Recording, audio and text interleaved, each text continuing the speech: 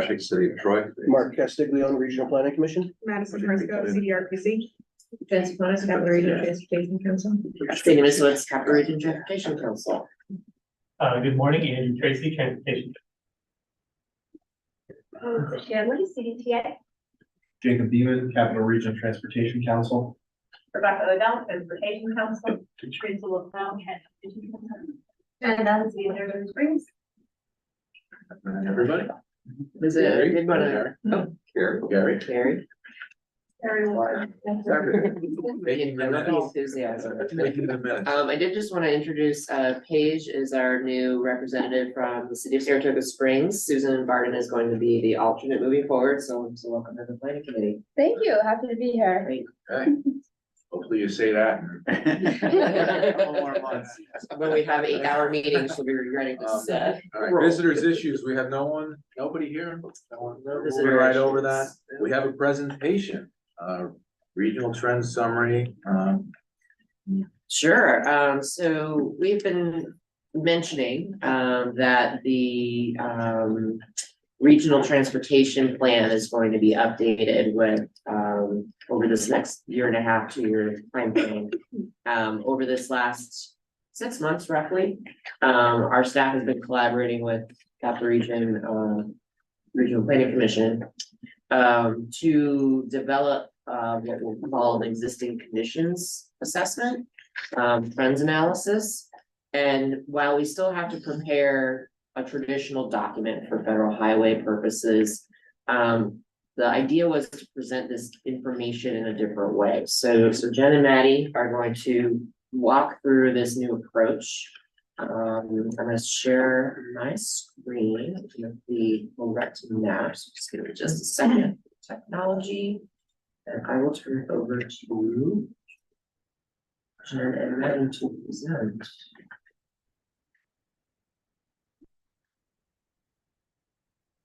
Start showing up there. I start showing up there. Just a second. This is right before everybody started, so you can see my side right here.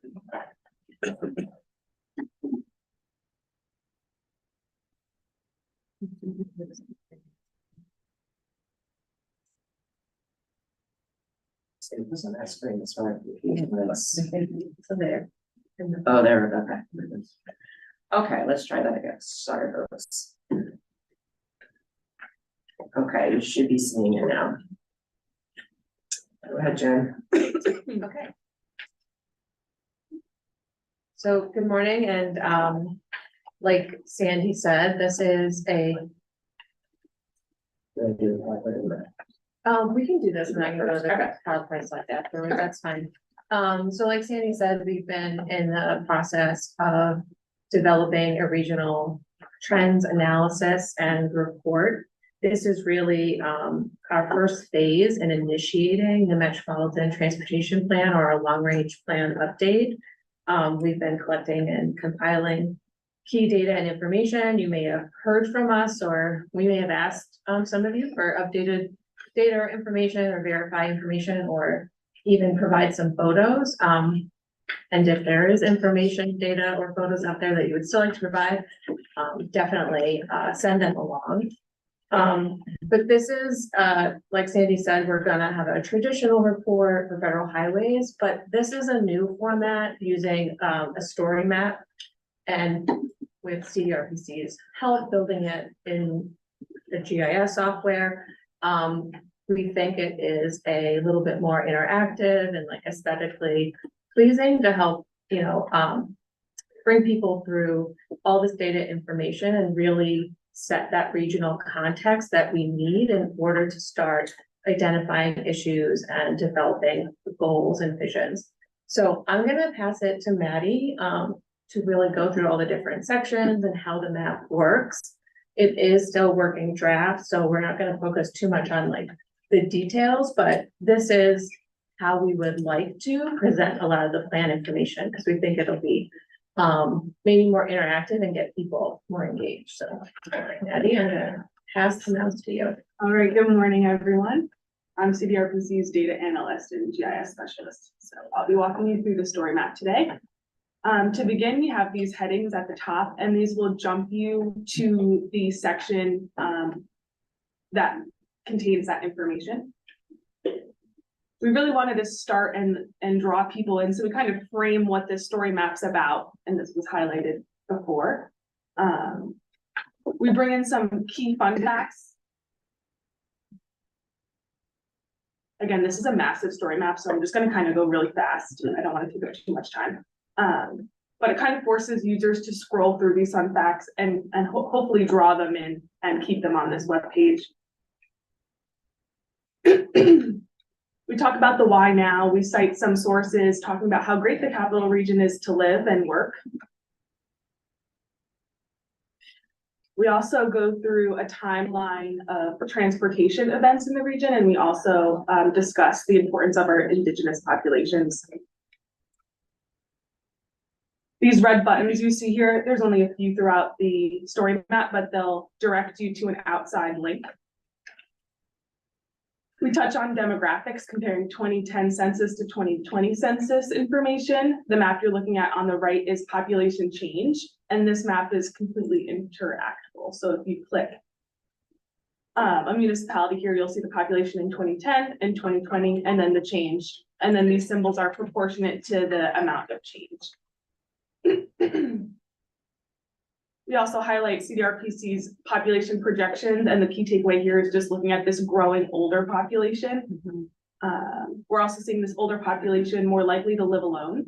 Oh no, I'm sorry, this is the 60 plus population change in the region. So you can see it's kind of on the suburban outskirts, disconnecting this population to key services that they may need as they age.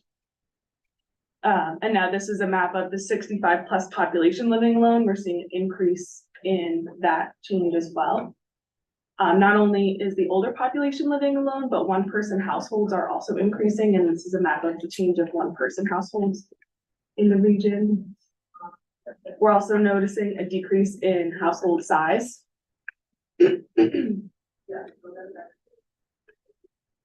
We bring you through 2020 ethnicity and race.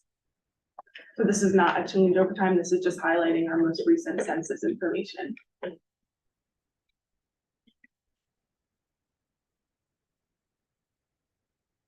And we also discuss how redlining affects our planning efforts today.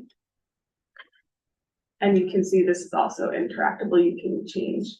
The areas in green are those A communities, blue are B, the orange is C, and then the red are D. And then you're able to toggle through these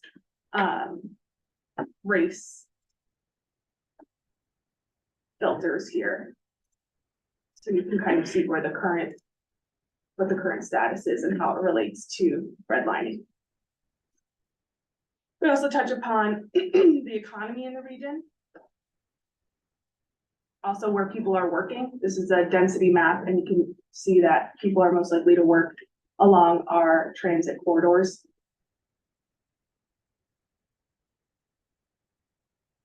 We look at our COLI index in comparison to other regions.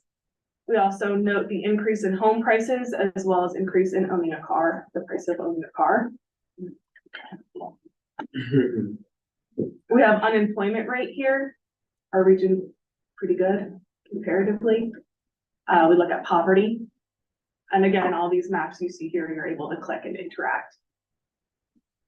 We tried to include as much interactive data and maps as possible, where the data wasn't too big that it floating. This is our 2021 land cover map. We kind of wanted to highlight sprawl here. And you can see in this video on the corner, these are single family parcel growth from 1940 to 2020. We also took a look at multifamily parcel growth. And then some examples of what that might look like here. We jump into mobility and travel patterns.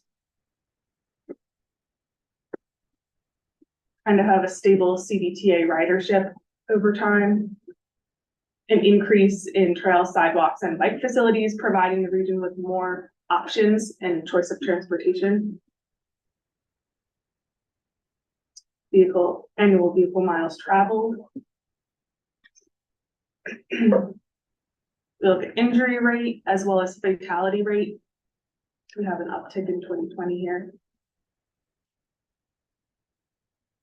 Also climate change, and then again, some fun, not so fun facts.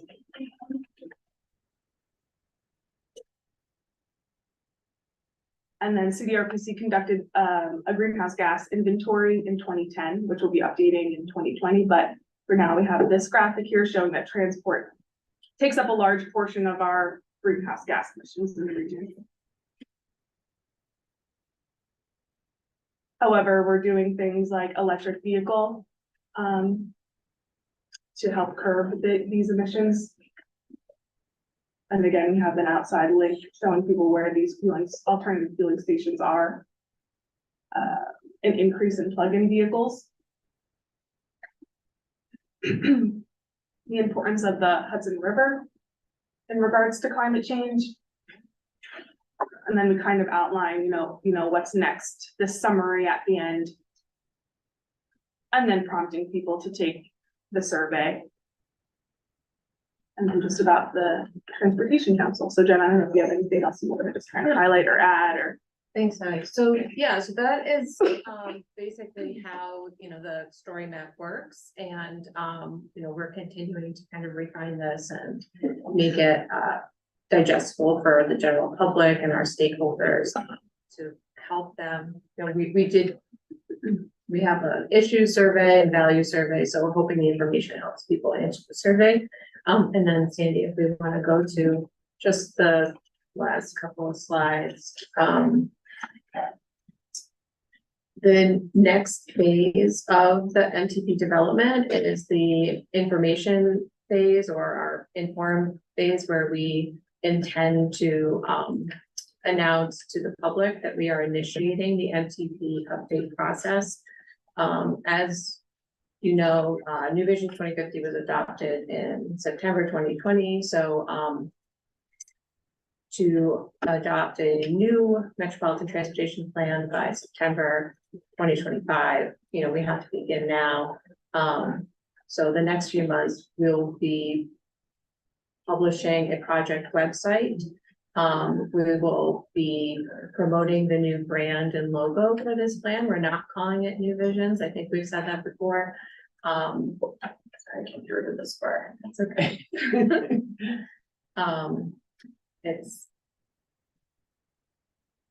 There we go. So with the project website and the new brand, we'll announce to the public that we're initiating the update to this. And then, we'll move into other phases, the imagine or our visioning stage, which is really where we're gonna develop a regional vision and goal statement. And then of course, decision making. One of the most critical stages, really looking through the different strategies and doing scenario planning and identifying policies for implementing a future transportation system, and then review and adopt, which will be in 2025, which may seem like a long ways away, but we'll probably be here before we know it. So, and we've showed this fun image before, which is just that the part of the MTP is coordinating across top and down with all these other state and regional plans to make sure that our goals and strategies are aligned.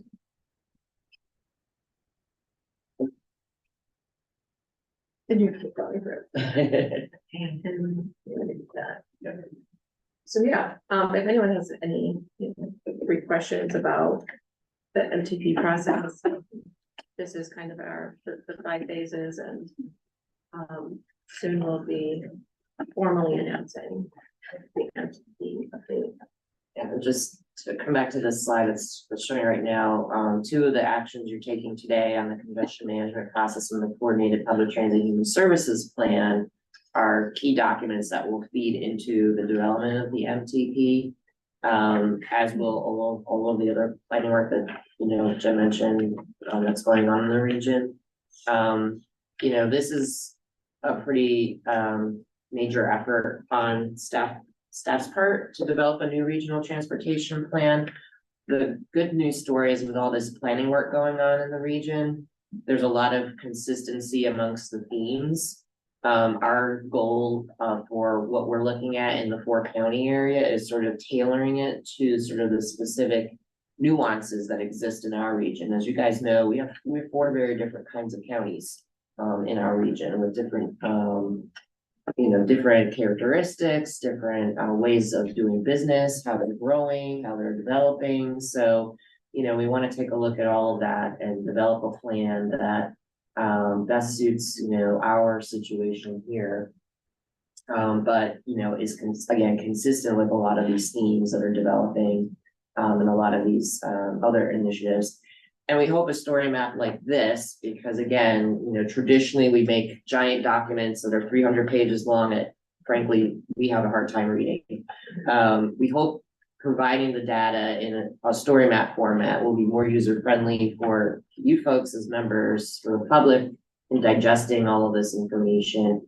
And it can be a living and breathing thing over time that complements like Capital District Indicators, which is the website that Mark's office maintains, and other resources in the region. So, maybe, we can have development community can go to this as a resource and look up data as needed or things like that. So we're hoping it has a life beyond just the regional transportation plan.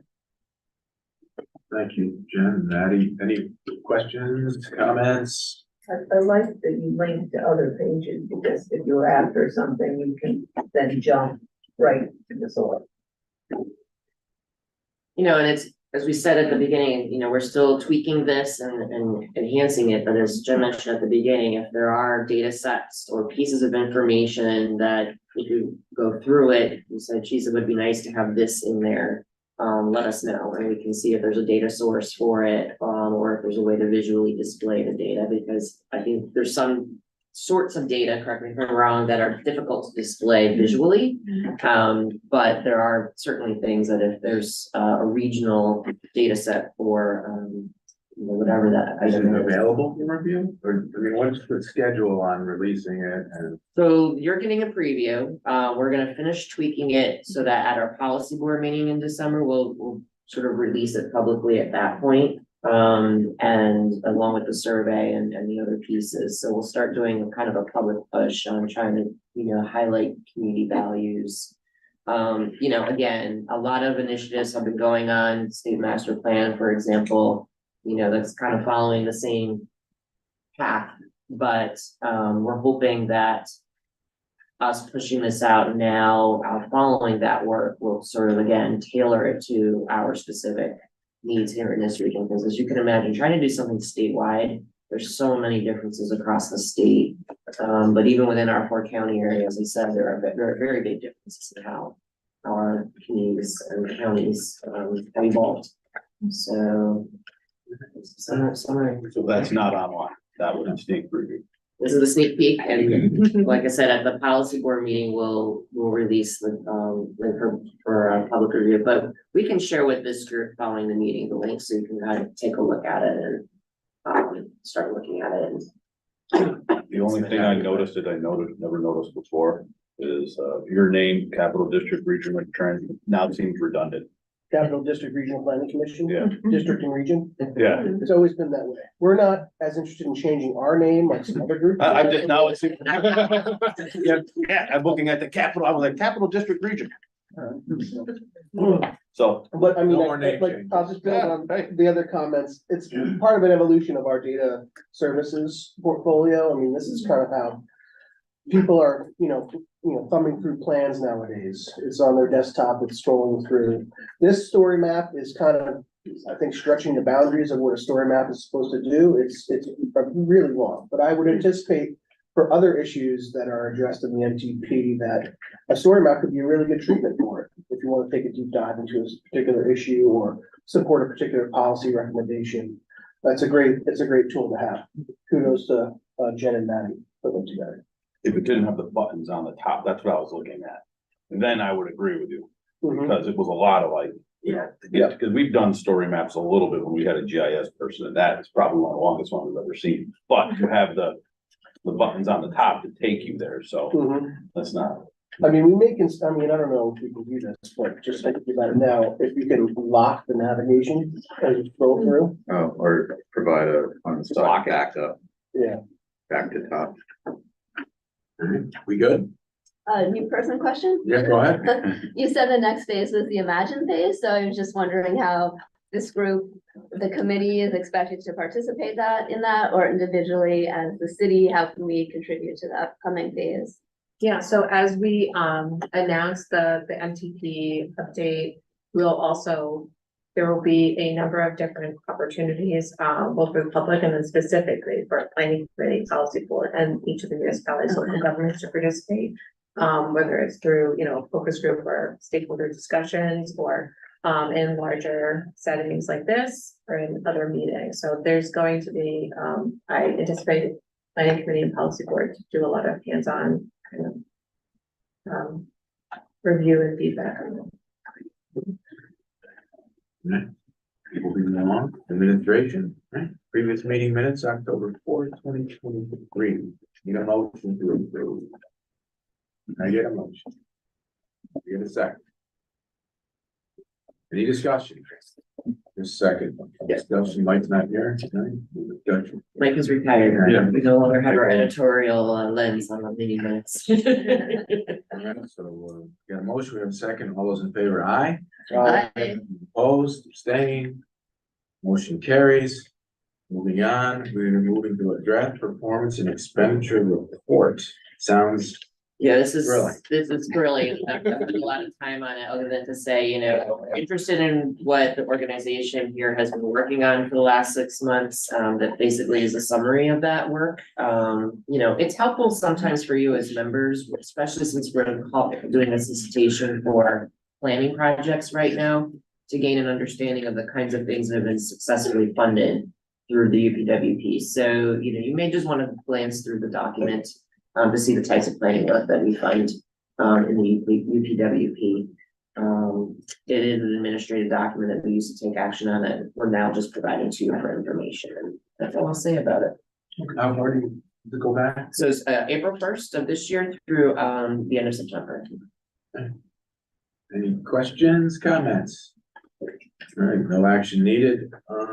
Transportation improvement program, fiscal constraint. Summary table 4 is Jacob kicking our. Yep. So no real changes to fiscal constraint this month. You can see on the table, still within our 5% programming each year. Federal highway fund sources are slightly over programmed for the 4-year period. But you know, right now we're kind of within our boundaries for fiscal constraints, so no real issues at this point. It's still kind of balancing on that line of, you know, we can't really program too much more without offsetting big amendments, or else that would really push us over, but we're in good shape for now. That's all I have. Thank you. Comments, questions for Jacob? Thank you. Action items. The program amendment here, 8598, US Route 9W over CSX rail bridge replacement. This is like that. Thank you, Mr. Chairman. Yeah, it's 9W over CSX in Bethlehem. As the design has progressed, working with our friends at the railroad to meet the vertical and horizontal requirements to eliminate the piers and to get 5 more foot of vertical clearance, as well as an adjustment to the CI cost relative to what we're seeing on the bridge costs. We're looking for about an $8 million plus addition to the project cost. In terms of fiscal constraint, it proposed a deference of one of the Dunn Memorial rehabilitation projects into the 5th year to sort of keep the balance, but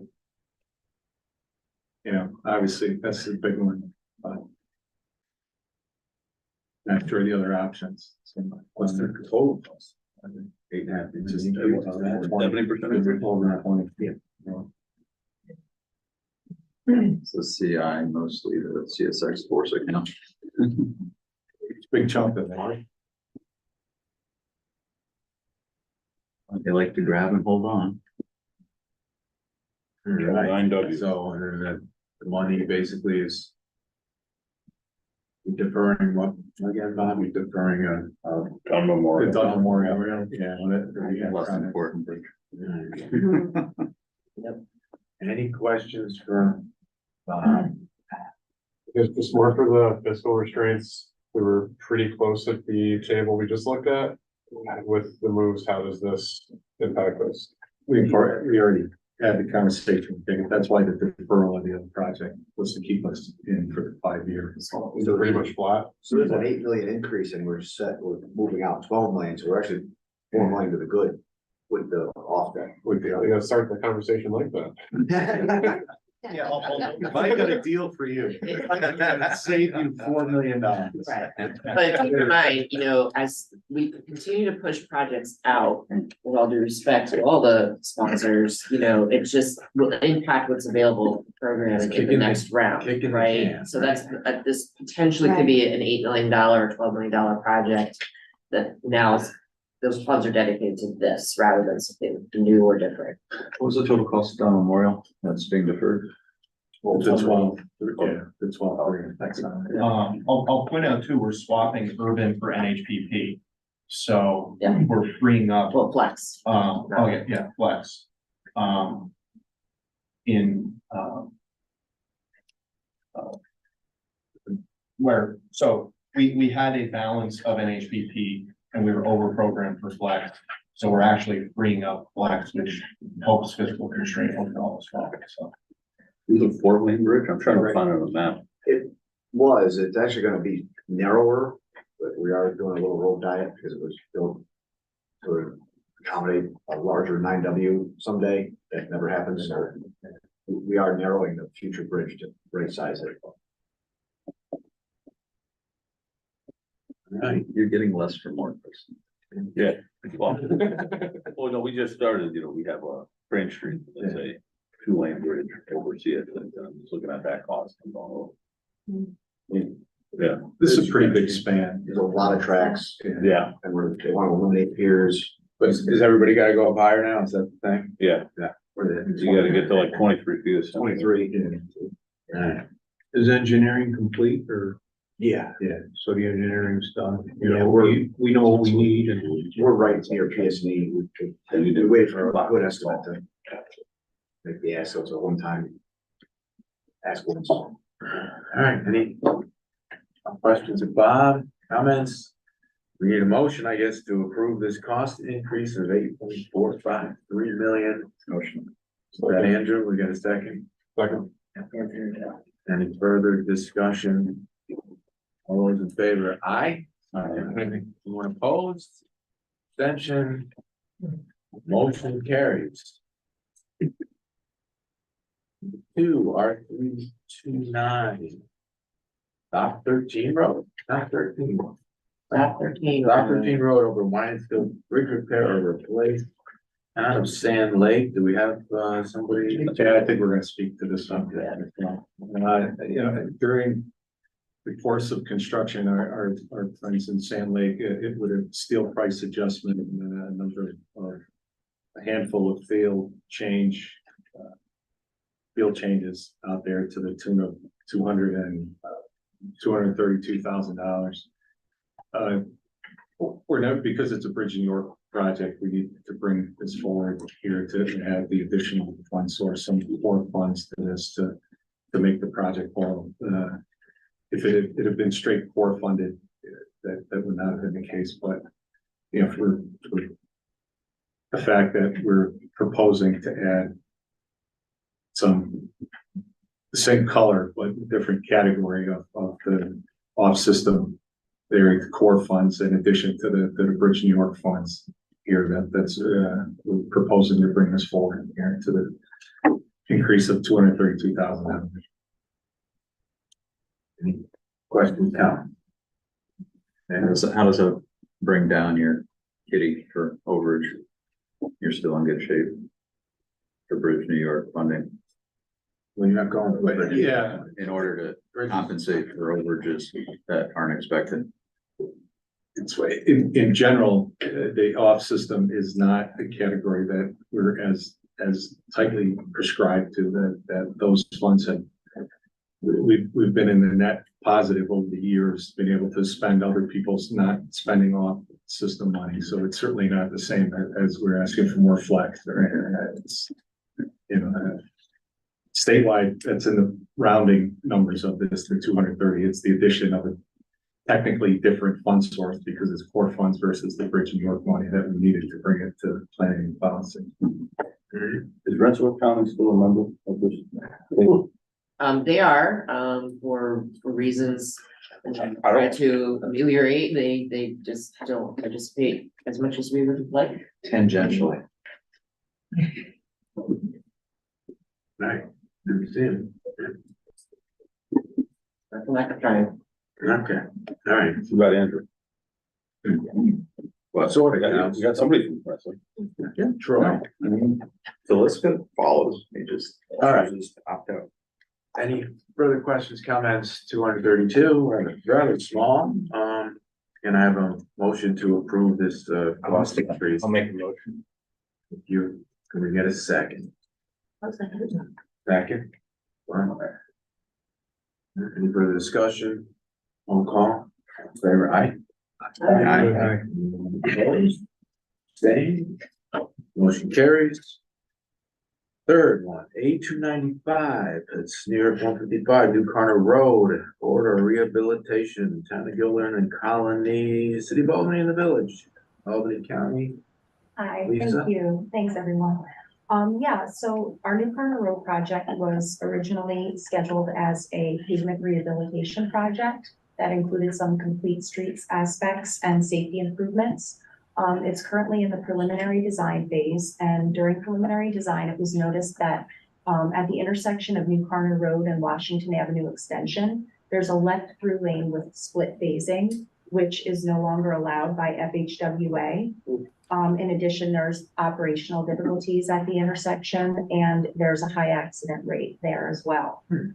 So after discussions with DOT, the county determined that a new 2-lane roundabout would greatly improve traffic flow and safety at the intersection.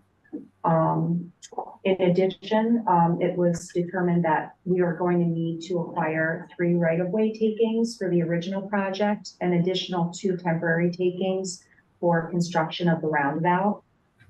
So I'm asking for a scope change to include a roundabout at Washington Avenue Extension and New Carter Road, as well as a cost change in the amount of $140,000 for the additional right-of-way costs.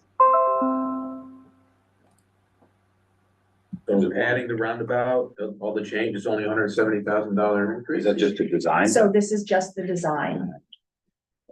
On the, here it says 170. Yeah, that's a typo. Okay. Where do we think construction would end up? Something like, this is a big, This is a big one, and we're going to have discussions with the state with respect to the funding, the additional funding for construction. Because it's, you know, a state ask as well. Well, is this a CMAQ applicant? It would be, right? If it's a roundabout, then wouldn't this be an applicant to a CMAQ?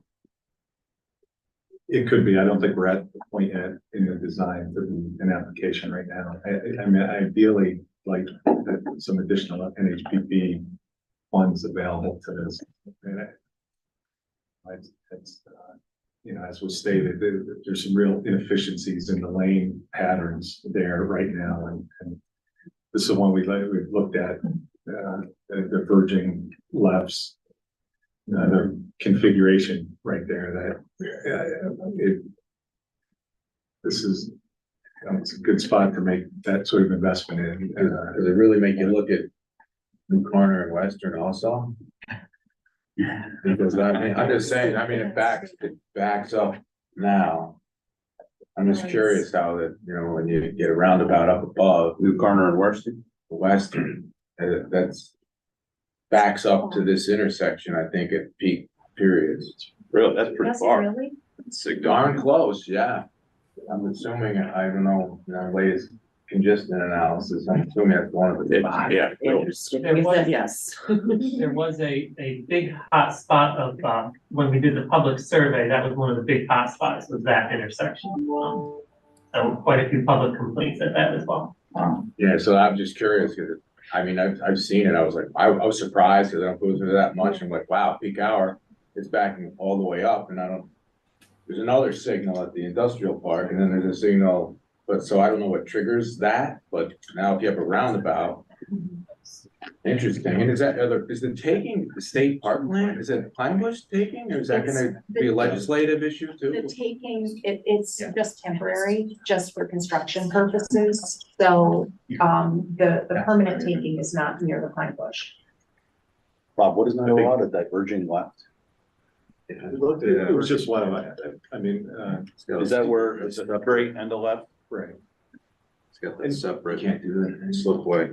Well, the slipway Well, is just to the right, right. it turned out the analysis that the roundabout was the better option than the split left because of the phasing. From Washington Avenue. From left. I think the action on the table really is still just for design to add the incidental and the right of way phases, so. You know, to the point of the modeling here, that may be a point when we get closer to a final design. If the body wanted, I mean, to have, you know, Buff Harbor along with the county to sort of lay those out here, particularly for the conversation when we try to fund the construction, when we know what dollar number we're at, to have more conversation. I don't want to speak, they've done a number of runs up here with the traffic analysis, including the influence of upstream and downstream. But just to be clear, this is extremely similar to, 8 years ago with Erie Boulevard and the roundabout, where we added some design.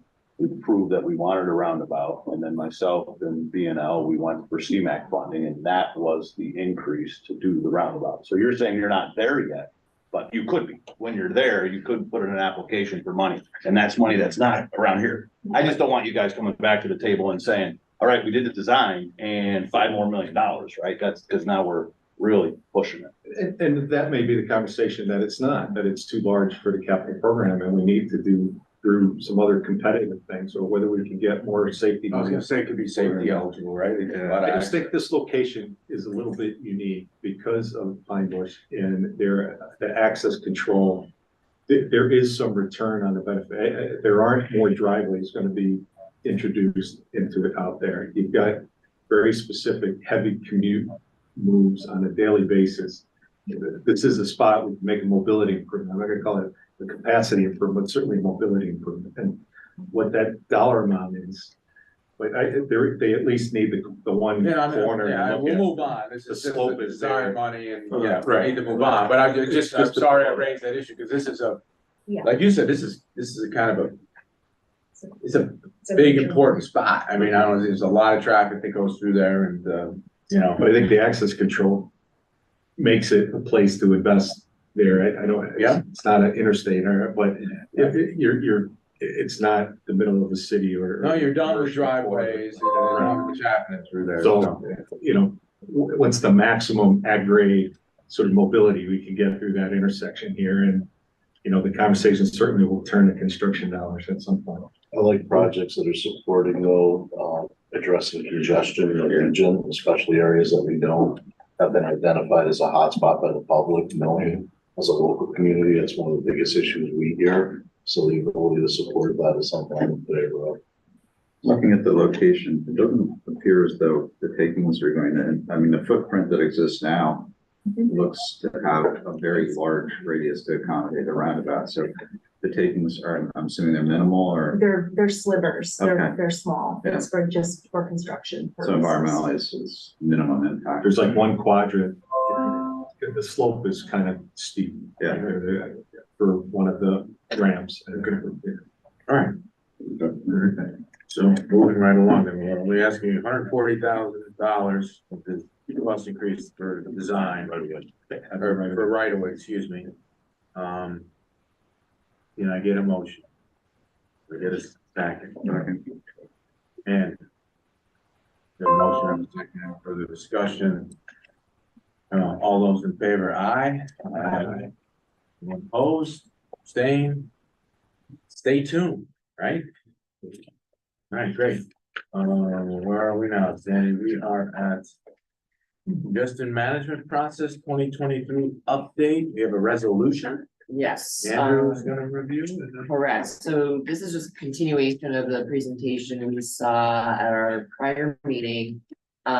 We are just going to present the, some information about the recommended strategies, implementation and next steps. So it's got a short PowerPoint. Let me just make sure this is shared for you.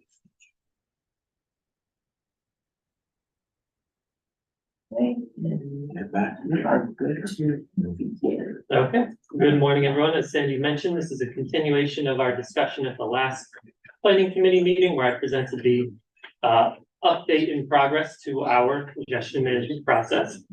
A very quick recap, this is one of the core and required planning processes for MPOs of our size. The purpose of the congestion management process is to identify congested locations, assess congestion management strategies, recommend effective strategies for each congested area, and to program and implement these strategies. At our last meeting, we covered the first 5 steps in the 8-step process here, ending with the identifying congestion problems and needs. So today we'll wrap things up by discussing the final 3 steps in the process. I'll very quickly go over the strategies identified in the congestion management process reports, and then we'll talk about programming and implementation, and then I'll wrap it up with some discussion of next steps. So in general, congestion management strategies do one of the following things. They either get more performance from the infrastructure we have, strategies of that nature focus on smarter signals, more sensor equipment in the field, things of that nature, leveraging technology, providing transportation choices, multimodal, walk, bike improvements, transit improvements, things of that nature, advancing technology, as I mentioned, diverse and compact development to try to reduce the length of each trip, and adding capacity where needed, being strategic about this, identifying congestion bottlenecks on facilities that otherwise have congestion to spare and treating those spots. So if you take a look at the CMP document itself, we've organized these strategies into these 8 categories. And the document has descriptions of each strategy and usually a link you can click on to see more information on Federal Highway's website or on another website with more information about that particular strategy. So I will very quickly go through each of the 8 categories today. ITS and TSMO, that's Intelligent Transportation Systems, and Transportation Systems Management and Operations. And this very broadly refers to applying technology to our existing transportation infrastructure to improve its performance. So TSMO strategies include things like smarter traffic signals, technology-enabled traffic incident management, things of that nature. In the full report, we've split this category into interstate highway strategies and signalized arterial strategies, acknowledging that there's some overlap between those as well. So we're going to just very quickly go through these strategy categories, but again, please feel free to take a look at the report for more information. Transportation demand management refers to any strategy that aims to reduce the number of cars on the road. So this includes strategies like carpooling and vanpooling, but also policies like work from home or flexible work hours that can either reduce commuter trips or move them to off-peak periods. The next category is public transit, any strategy that can make transit more attractive or more reliable, can help shift cars off the road. In the document, we've split these into 3 categories, strategies relating to transit operations, transit capacity, and transit accessibility. We also discussed bicycle and pedestrian strategies. We have access to new tools like Replica that can help us identify where short vehicle trips are occurring, and we can target those for shifting to walking and biking modes. So strategies that improve the walking and biking environment may help shift these short vehicle trips out of the roadway and onto other facilities. We had to also discuss access management strategies. This refers to controlling the density of driveways and side streets on signalized arterials. As driveway density increases, crash rates increase and traffic tends to slow down as well. So improvements like driveway consolidation and shared access can help keep traffic moving smoothly and also greatly reduce the crash rates on those lanes. We also discussed land use policies. Again, this in general, we want to provide housing options, encourage mixed use development, encourage infill where possible. These strategies seek to reduce the length of trips that are occurring by keeping everything compact. The next category is parking strategies, and these strategies include things like parking information systems to help drivers know where parking is available, where it's not, what the price might be when they arrive. These strategies can also, if you have a parking lot that serves a special event venue and you know that that's a big generator of congestion, we can look at strategies to, for example, set up remote parking and shuttle services to help try to spread the special event parking demand out a little bit. And finally, the last category is roadway capacity. So per federal guidance, we're supposed to view this as kind of a last resort once more cost-effective strategies have been attempted. But we can strategically remove bottlenecks on roadways, as I mentioned, that otherwise have capacity to spare. We don't want to remove one bottleneck and move it to the next intersection. But we can identify places where we think these strategic spot treatments, intersection improvements, turning lanes, things of that nature can help improve traffic flow on the whole facility. So we discussed that in more detail in the report. Those were the 8 categories of strategies. I'm going to move on now to step 7, programming, implementing strategies. So at our last meeting of the TIP task force on October 18th, I presented this portion of the document to the TIP task force and got a lot of great feedback. In general, we heard support for funding cost-effective congestion management strategies, doing the right strategy at the right location. We acknowledge that there probably isn't money in our capital program to, for example, build new interstate highways, billion-dollar price tag projects. But there was support for cost-effective strategies, things like traffic signal upgrades and traffic signal retiming, and many of the TSM&O strategies that we saw earlier. Funding sources that might be used to implement CMP recommendations include our core funds, the Surface Transportation Block Grant Program that has very broad eligibility, NHPP, which is funding for the National Highway System. Many of our congested roadways are also on the NHS.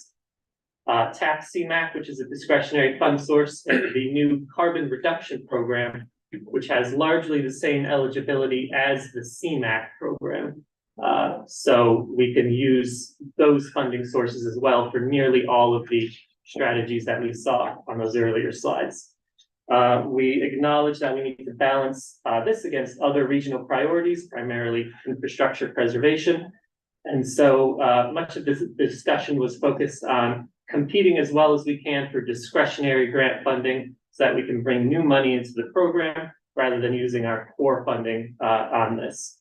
So there was also support for design-only funding for this purpose. If we have a congestion management process that we would like to set up as well as we can to pursue discretionary grant funding, maybe we fund the design phase and that'll help get a good scope and cost put together so it can pursue these state and federal grant sources.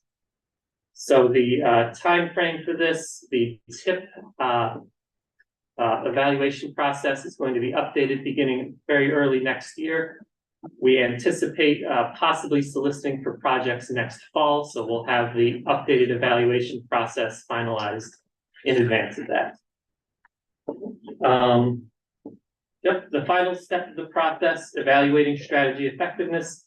Very simply, we want to take a look at projects that have been implemented in the region, do before and after studies to see how effective it was, and we can use this to kind of feed back into the cyclical CMP process to identify what strategies work well and which ones don't. So pictured here on the right is a before and after study that my predecessor Chris O'Neill did for the Rexford Bridge. The bridge was widened and a signal was upgraded to a roundabout. Pictured there in the bottom right are travel times on the approach road before and after construction. So you can see a great improvement in the reliability of travel time as a result of that project. So next steps, we're going to open up a 30-day public comment period. We received quite a lot of public comment when we did our public outreach over the summer, but we'll have an additional 30-day public comment period now that the draft report is ready to go. And we will bring this to the December policy board for formal adoption. If anybody has any questions for me, anything at all, I'd be happy to answer them.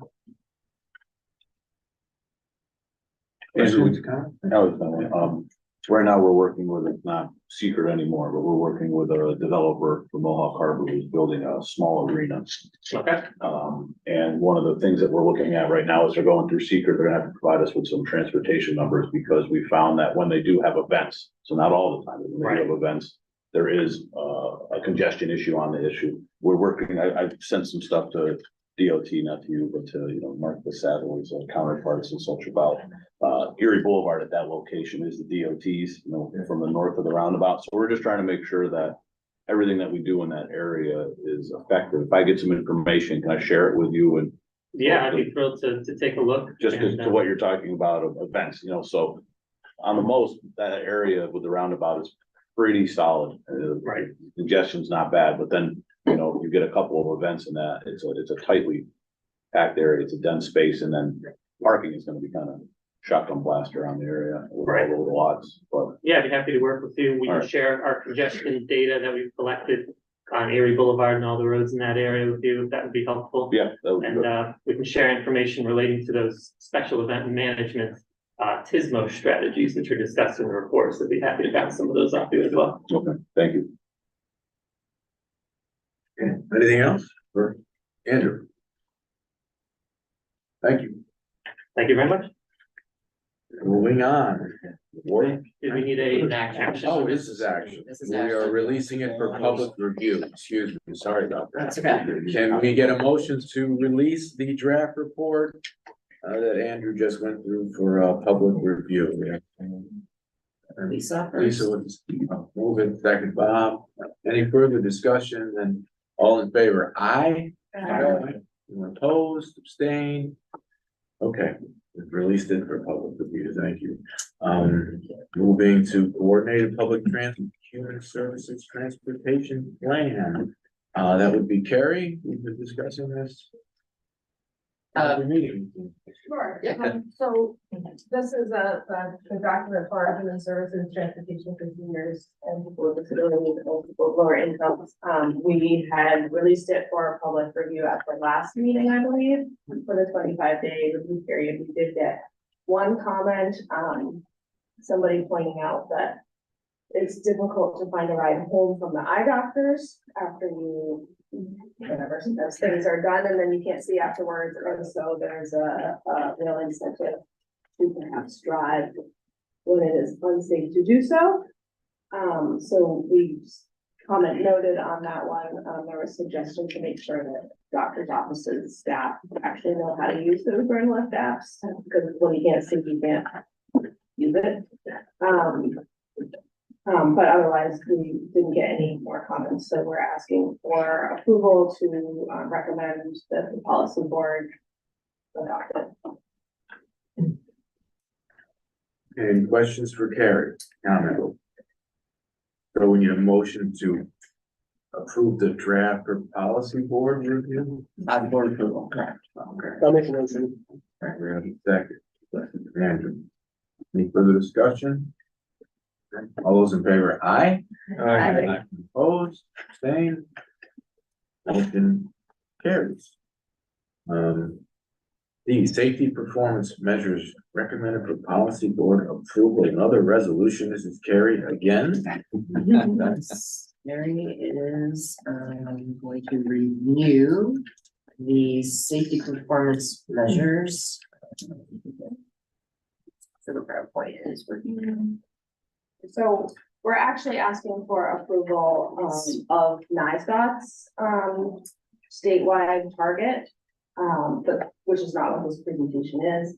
But so we basically so they're proposing a target of a reduction of 0.5% in all of the measures.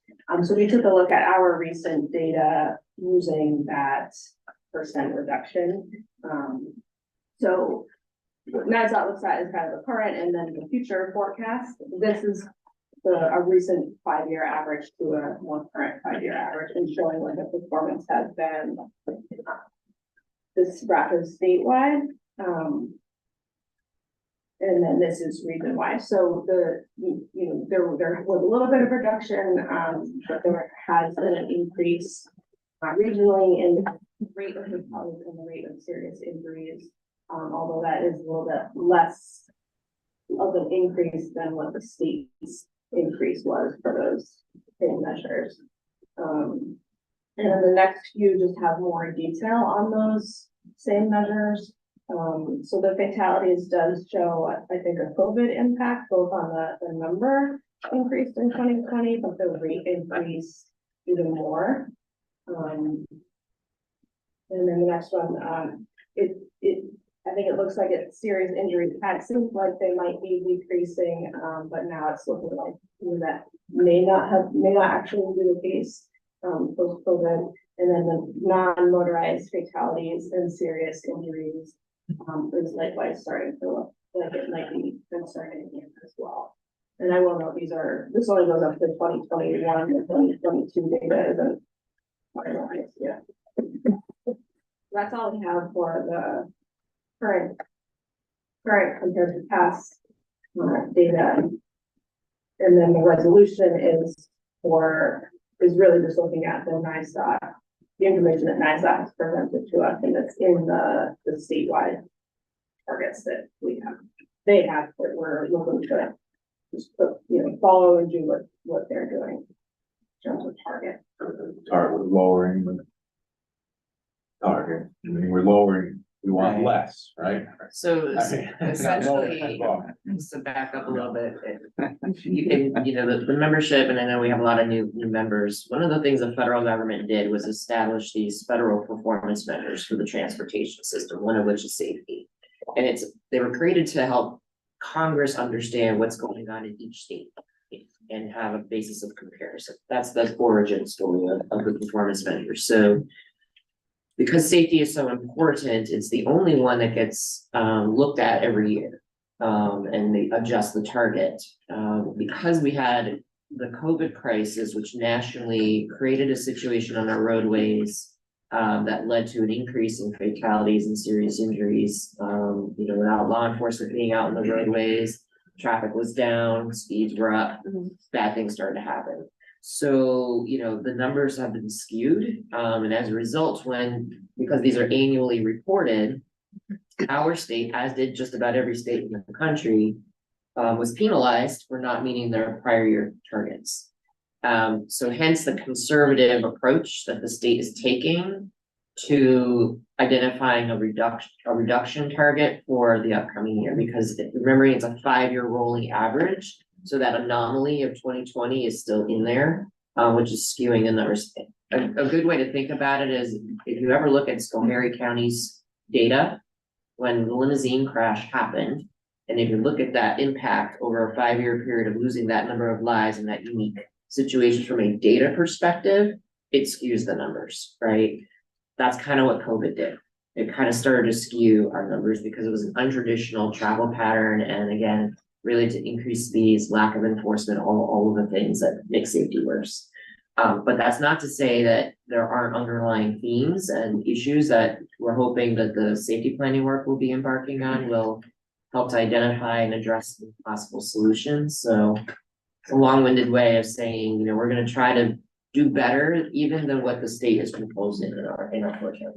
Yeah, anecdotally, I don't know how other people feel, but it seems like it's crazier out there on the roads. I mean, I was on I-90 the other day, and just to see what someone just did, I was like, oh my, how aggressive the driving was. I was just stuff that I would never see 10 years ago. It's like, and now it's becoming routine, Sorry about that. I mean. I mean, I've been on the thruway, I think I was telling Bob, I mean, two people went blowing by me, must have been going 150 miles an hour. I couldn't believe it. Yeah, it was like it was just shocking. I mean, and then something on 90 the other day, I was just so shocked at how, so I don't know, it's curious to see, is it just enforcement? It's like, you think with all the craziness on the roads that there'd be a lot more tickets being issued, and I mean, is there any correlation, or there's just nothing being issued and people are just The research is showing that, I think enforcement is starting to come back, but there has been an admitted gap in the law enforcement side. That I know here in New York, they're still struggling with. As you can imagine, for reasons that have nothing to do with safety, it's difficult for police officers to do traffic safety and do it equitably, right? So that's one of the challenges. I will say that, there's work being done in automated enforcement in the state, the work zone program that DOT is embarking on to test out, can we use camera enforcement for work zones? The city of Albany just got legislative approval to do school zone speed cameras in the city of Albany, so that's a new tool that they'll have access to, and I think you're gonna start seeing more of that rolling out as people get more comfortable with the automated enforcement Is technology. the state or the county doing the work zone enforcement with the automated? State, on pretty much interstate. Primarily the interstate. But our Operation Hard Hat initiative is where the law enforcement, which can be local sheriffs or state police on here, that they dress in work zone DOT attire and then have chase cars there, and that's the automated one has got a lot of publicity to it. Some third-party vendors send you a ticket, whether it's enforceable or not, whether you can suspend your license. That's sort of hung up in its infancy still, but you amazed when we get a report out from one of these Operation Hard Hat, there's outstanding warrants. It's an extremely high percentage of cell phone tickets, even in the work zone. The thing they like, even with the automated one, that it has reduced the running speed through the work zones as an aggregate.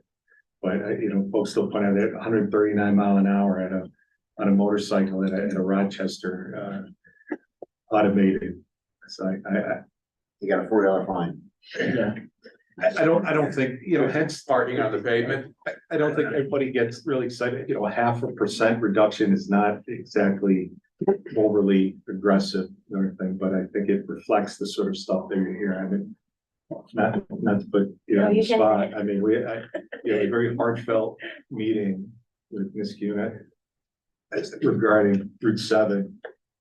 And, the law, they would ticket everybody. I mean, there's no way to everybody coming through the corridor using the center turn lane as a passing lane.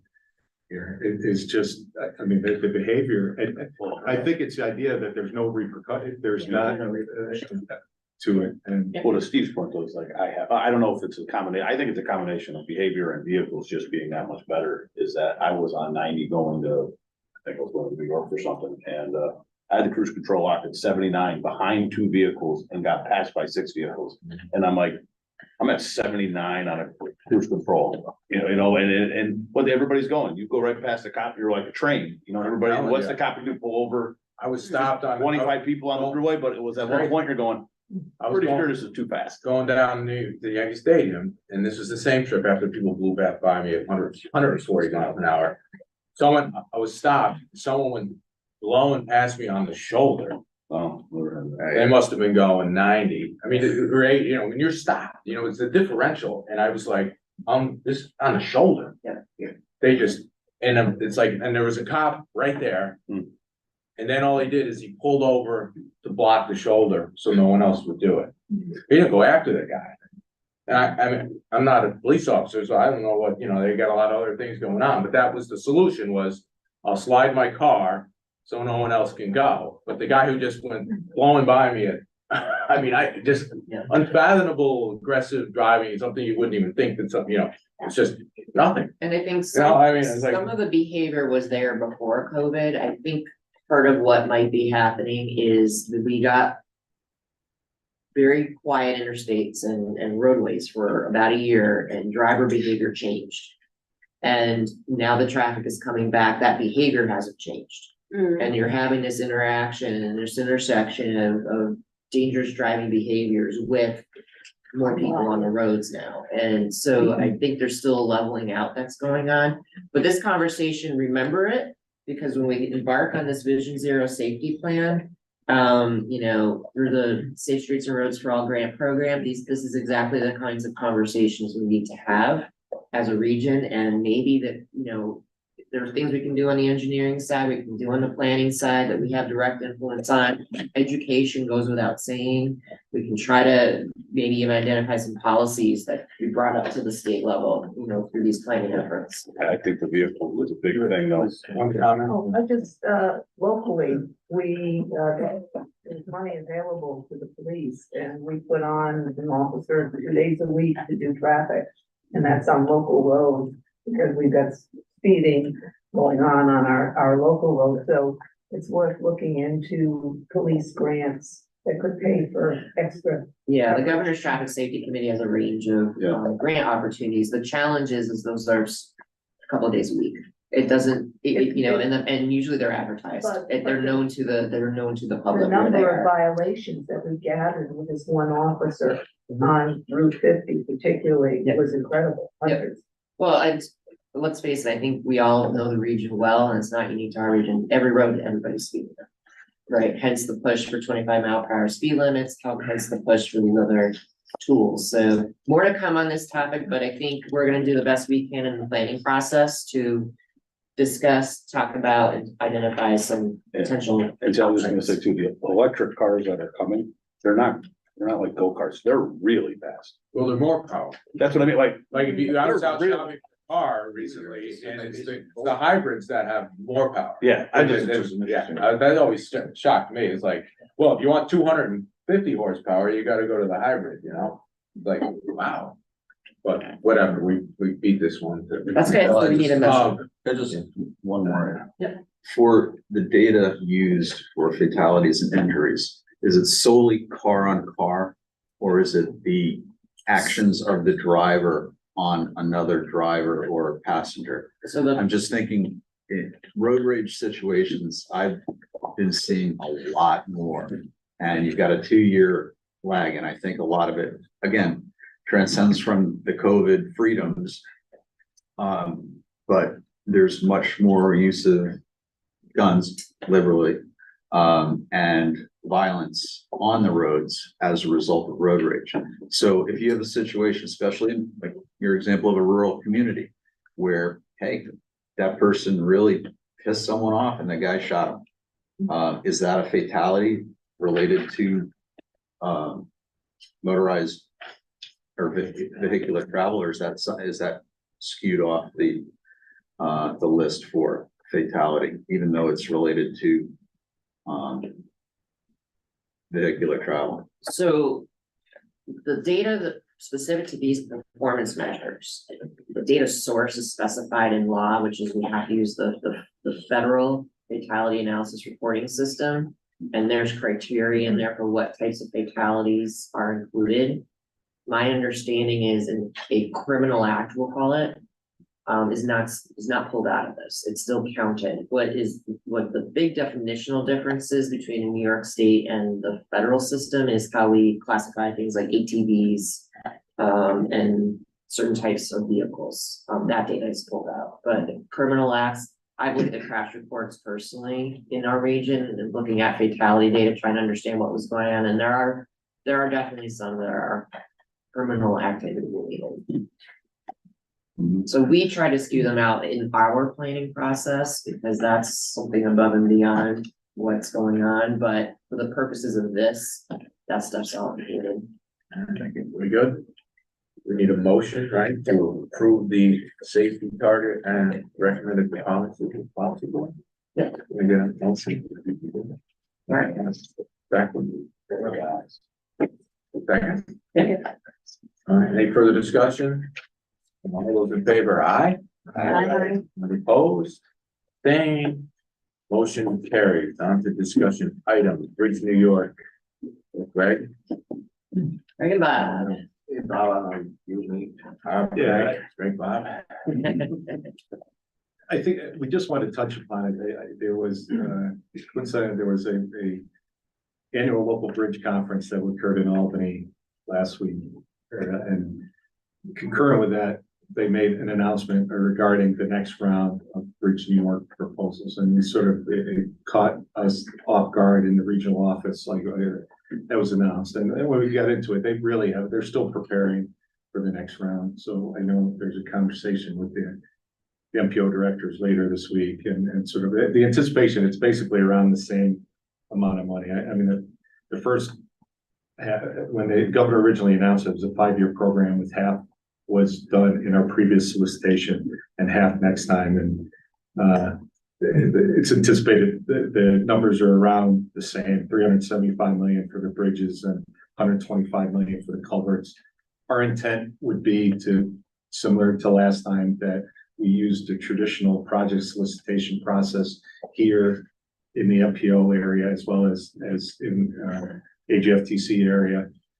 And the culverts would be a region-wide, the 8-county solicitation, just like we did last time as well.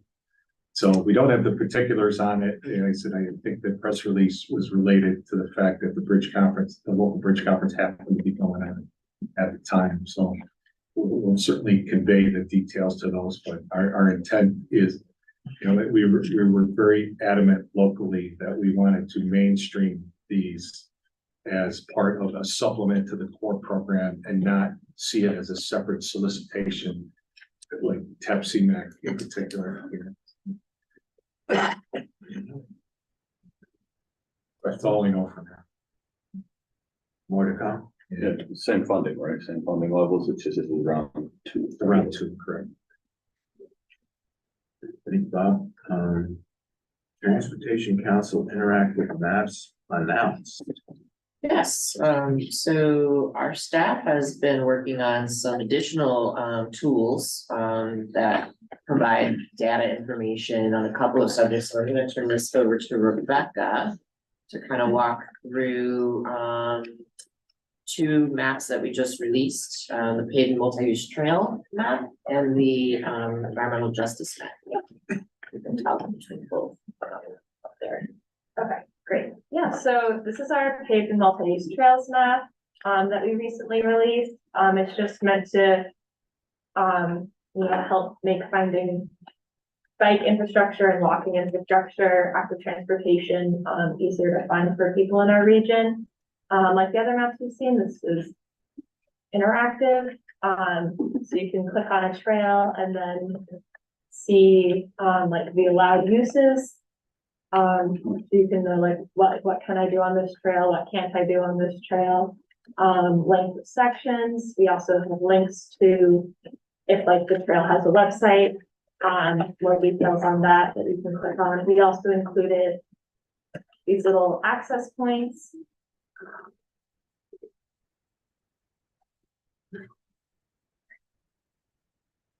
Access point, and this will indicate if there's parking there. Also shows access for trails like rail trails that might have limited points of access.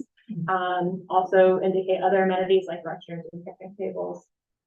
And also in the map, we included other bike infrastructure, like here's an on-road section of the Empire State Trail, as well as like sharrows and cycle tracks and bike lanes that are in our area.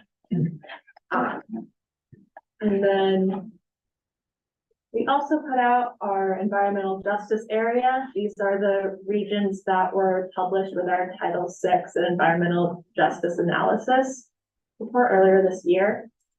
So this is just to help communities figure out like, okay, what parts would be considered an environmental justice area, what isn't.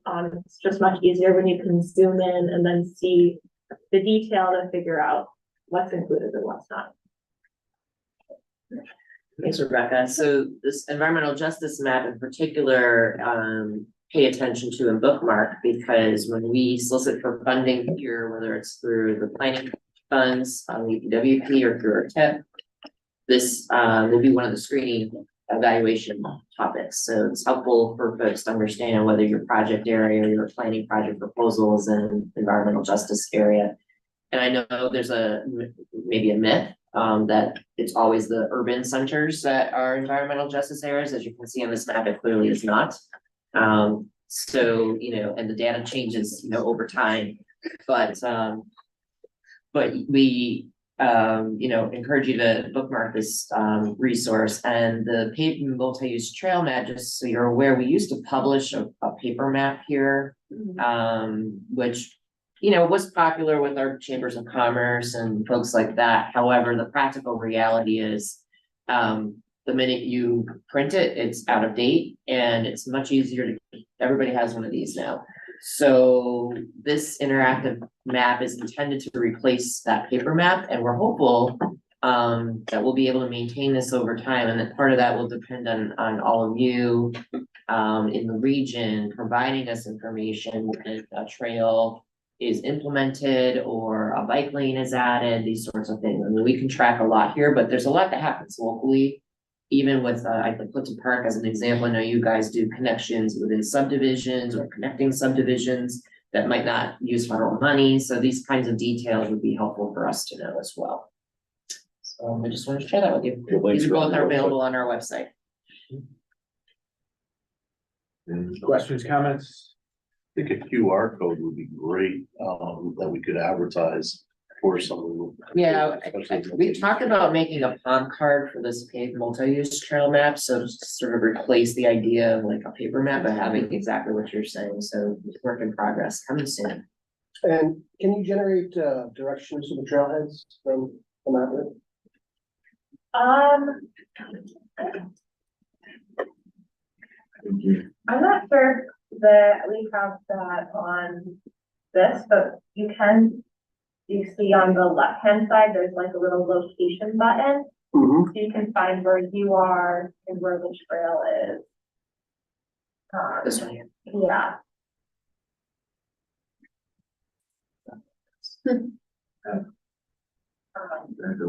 But I think a lot of like, I think most people do put things into Google Maps or Apple Maps because people like that app format that they're used to. And as Reed doesn't have the capability like Google Maps to be like, turn left here, turn right here. So even if it, I think it does have a capability of like showing a route to it, but I think most people would still. I guess I was just asking whether you could add a link to a Google map. That's something we could definitely look into, and maybe even the opposite is that some of the trailhead access points we could put into a KLM file. Let's be too technical in the room. You do have net flight coordinates. Yeah. Yeah. You can Or plug you those can in. make a text the XY coordinate. Yeah, but You just thank you for have the to be- suggestion. Yeah, we can look into some options on that. I like the idea of the QR code, because we just did a sign project between Central Park and Vale Park, and I don't know if you guys have seen it, but we copied the trails and we put all the signs up. On some of the posts, we just put a little sign with a QR code that said, trail network, and like you said, that just to see where trails are, that could work. Definitely do that. Yeah, we're doing a whole signage plan for the whole system. That's amazing. We have a QR code that can link you to all kinds of things, regional map, and so on and so forth. So we're doing that as we speak. All right, thank you, Rebecca. Where are we now? We're discussing advisory committee operations. Yes, this is just brief. We've mentioned in the past to this group, we're updating our public participation plan. One of the topics that is included in that plan is the role the public has in participating in advisory committees and how we define advisory committees here and what their responsibilities are. And so, we have been pretty loose as an organization over the years, using terminology, working groups, task forces, advisory committees. Advisory committees sometimes are very public and have a lot of broadcast their meetings and have a lot of engagement. In some advisory committees, we couldn't even find their meeting notes on our website. So to bring some consistency to how we are dealing with advisory committees, just wanted to share what our preliminary thinking is, because it does involve all of you. Number one of the suggestions might be that, at least 2 planning committee members be present on all advisory committees. I believe we're already there now. But I know some of you are on a lot of them, or at least even on the contact list for some of them. But some of you may not be engaged in any of them. So, you know, that's something to think about as we move forward with the different advisory committee options. The other piece is one of the challenges we've had with advisory committees here in the past is what is the role in advising us, and who is the us they're advising. One of the things I've researched is, you know, MPOs handle this very differently depending on their context. I think what might work best for our region and our context is that the advisory committees inform the staff. That's been primarily how we've used the advisory committees to date. They inform the staff on different topics, different concerns. They review our products, our planning studies. They have a role in sort of just giving us that input and feedback, and we can bring that information to you folks. Where sometimes things have gotten awkward, for lack of a better way to say it, is when advisory committees take up scrutinizing capital project designs and try to influence through the MPO how a project is actually being designed. So the way we would suggest making this a policy for moving forward with advisory committees is, if there is a member of an advisory committee who wants to address a design or comment on a design, it needs to be done through the local design process, right? Not through the MPO. Because that's the appropriate place to discuss it, not through our table here. And I think if we set up these parameters for how these advisory committees work, I think that the members will feel like they have at least some influence on the planning side, but still have that opportunity as a member of the public to weigh in on and comment on a design process that may be going on in your community, rather than trying to do it through the table here. So I just wanted to get your input on that. If there are other concerns about the role of advisory committees, the other pieces that we're going to be proposing is that all of the advisory committee meetings will be broadcast. Meaning they're gonna be, just like we do with these meetings, it's gonna be a Zoom option and broadcast live on YouTube. Where some of our working groups and task forces, like the TIP task force, for example, is in a different category. So there will be sort of 2 categories of groups. The advisory committees will be the ones that are included in our public participation plan as an opportunity for the public to weigh in and be involved with. Or for topics like the TIP that are really this planning committee member focused, we're gonna not have that be something that's available to the public, nor groups like our community planner forum, nor groups like our admin and finance committee. So, you know, to maintain some opportunity for hard conversations that we don't, you know, really are more staff to staff oriented, we'll still have those opportunities to have those sort of, I don't want to say closed door meetings, but at least those meetings in our broadcast. But for the advisory committee, any committee that is here that would be labeled with the term advisory committee would be wide open. It might impact some of the conversations that are had or things that are said, but we feel that would bring some consistency to how we frame the use of advisory committees for you folks, and would make it more clear to the public how they can engage with the MPO. So that's just an overview, but if you have any thoughts, concerns, comments about that, you don't want to say I'm here, feel free to give me a call or shoot me an email. You'll see some specifics coming in the public participation plan document that you'll see in January, but I just wanted to introduce that today in case anyone had any immediate reactions. What's the wisdom behind the MPO not having bylaws? So again, it's done very differently all over the country. I have looked at advisory committee bylaws in some states. Not talking about that one. Oh, yeah. So for me, my bylaws establish all the parameters for my advisory council, so it's responsible. It's just helpful to administer the organization and administer it over time. So I know you can put these things into the administrative handbook and. Yeah, we have instead of like bylaws like that tradition, we have more of a, what they call an operations plan, and that will also be part of this stuff, guys. This organization's been a little looser than others over years, when it comes to documenting some of these things, but the evolution of these advisory committees here, when I took over, is we have a very broad range of how we handle them. And it's not clear to anybody, even staff sometimes, what is their role. So I think that's what we're trying to do, is define their role. And so that you folks also understand how they engage with you folks. Any other comments or Sam, question? Okay, thanks. Moving right along, this what a summary of 2022-2027 TIP project selection moves. This would be this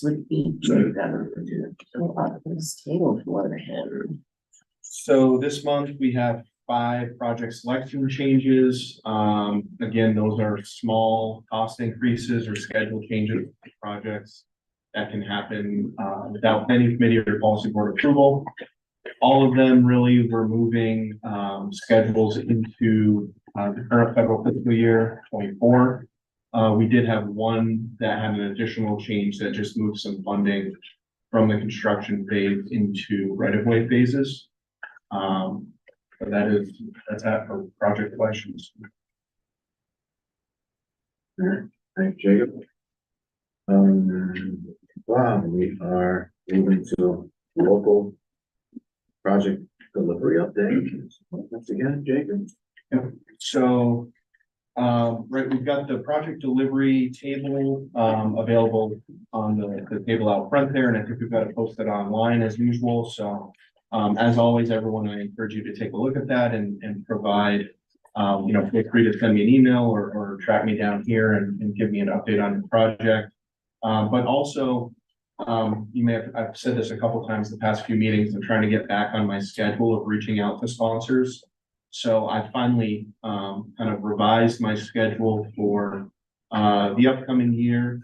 And, again, I've got this on the table up front, and this is really just kind of for my own use to, kind of keep me on track for reaching out to project sponsors. So, I think the last time I did this was maybe January or February of this year. So just to refresh everyone's memory, each month I'm going to try to reach out to 2 or 3 or 4 project sponsors and just ask for an update on all of your current TIP projects. I've got a little questionnaire drawn up that's really just, are you on schedule? Are you on budget? Yes, no. And you submit that back to me. I really just kind of review that, put it into our spreadsheet that we have to make sure that we have information on kind of the most recent up-to-date information on TIP projects. And then depending on the update, we may or may not ask an individual sponsor to kind of give a brief update to the committee.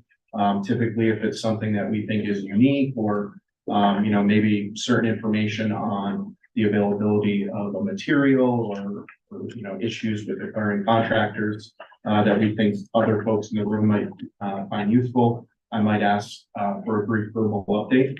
So again, just wanted to kind of let everyone know that this schedule exists. There's not anything that you really need to do with it.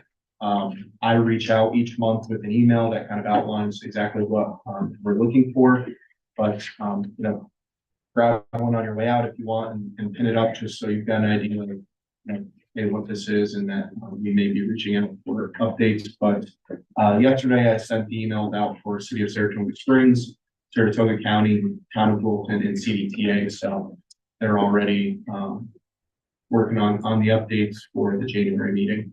So, and again, I guess just from the schedule, this would be the meeting that we want the information by.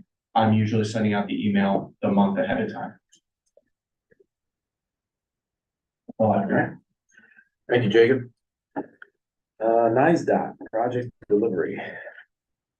Just a couple lettings that I wanted to touch on, again, for the remainder of the year, the couple of larger ones are Water Street over to the Delaware and Hudson, the railroad, and as well as the Route 378 over to Hudson River.